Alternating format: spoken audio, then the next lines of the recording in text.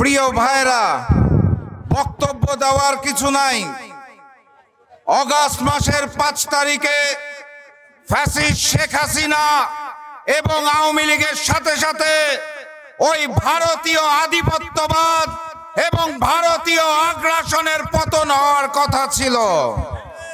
আমরা ভেবেছিলাম বাংলাদেশ নতুন করে স্বাধীন হবে, বাংলাদেশ নতুন করে সার্বভৌমত্বের স্বাদ পাবে, ওই ভারতীয় আধিপত্যবাদ এবং ভারতীয় আগ্রাসনকে আমরা আর বাংলার মাটিতে দেখতে পাবো না। কিন্তু বাস্তবতা বড্ড নির্মম এবং কঠিন। 5 তারিখের পর থেকে ওই দিল্লি সরকার শুধুমাত্র ফ্যাসিস্ট শেখ হাসিনাকে আশ্রয় দেয় নাই, শুধুমাত্র আওয়ামী লীগকে আশ্রয় দেয় নাই, বরং জাতীয় পার্টির মাধ্যমে আওয়ামী লীগকে নতুন করে পুনর্বাসনের ষড়যন্ত্র করেছে। কথাবার্তা পরিষ্কার, আওয়ামী লীগের কার্যক্রম নিষিদ্ধ করা হয়েছে, দল নিষিদ্ধ করা হয় নাই। আওয়ামী লীগকে সর্বপ্রথম চিরতরে নিষিদ্ধ করতে হবে, জাতীয় পার্টিকে চিরতরে নিষিদ্ধ করতে হবে, 14 দলকে চিরতরে নিষিদ্ধ করতে হবে।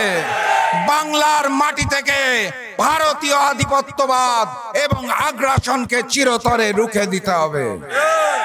ভিপি নুরুল হক নূর, রক্তাক্ত নূর, শুধুমাত্র একটি ব্যক্তি নয়, একটি দলের প্রধান নয়। ভিপি নূরকে সেদিন যে রক্তাক্ত করা হয়েছিল, জুলাই গণঅভ্যুত্থানের সকল শক্তির উপর সেই আঘাতটা এসেছিল। এটি ছিল একটা টেস্ট কেস, আমাদের প্রতিক্রিয়া যাচাইয়ের পর্ব।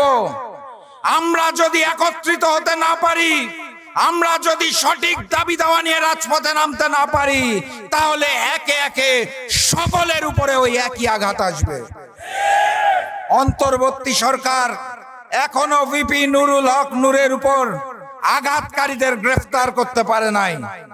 আমি বুঝি না কোন কারণে ভিপি নুরুল হক নূরকে এখনো সুচিকিৎসার জন্য বিদেশে পাঠানো হয় নাই। বড্ড গোজামিল চলছে। আমি জাতীয় নেতৃবৃন্দ সহ সামনে উপস্থিত জনতা সবাইকে আহ্বান জানাতে চাই, সাহস রেখে সঠিক কথা বলতে হবে। আমরা বারবার জাতীয় পার্টির কথা বলছি, জাতীয় নেতৃবৃন্দ অনেকেই, অনেক বড় বড় দল, আমি লক্ষ্য করছি সুকৌশলে ওই সেনাবাহিনীর নামটা এড়িয়ে যাচ্ছে। কারণ কি? নতুন বাংলাদেশে কথা বলতে গেলে, গণতন্ত্র সৃষ্টির কথা বলবো, সেনাবাহিনীর নাম উচ্চারণ করব না। কোন জায়গা থেকে বাধা আসে আপনাদের এটাও আমাদের জানতে হবে।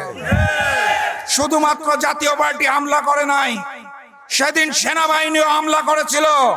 কথাবার্তা স্পষ্ট করে বলতে হবে, সেনা কর্মকর্তা যারা এটার সাথে দায়ী এবং জড়িত, তাদেরকেও বিচারের আওতায় আনতে হবে। আজ বক্তব্য দীর্ঘায়িত করব না, অসংখ্য নেতার বক্তব্য বাকি আছে। আমি শুধু জাতীয় নেতা এবং আপনাদের প্রতি আহ্বান জানাতে চাই, হিম্মতের সাথে মাথা তুলে দাঁড়ান। বাংলার মাটিতে ভারতীয় আধিপত্যবাদ চলবে না, আওয়ামী লীগ, জাতীয় পার্টি, 14 দল চলবে না। নতুন বাংলাদেশ হবে বৈষম্যহীন বাংলাদেশ। সেই আহ্বান জানিয়ে আমি আজকের মতো বিদায় নিচ্ছি। বিজয়ের পথে যাত্রা শুরু, জীবন অথবা মৃত্যু। আসসালামু আলাইকুম।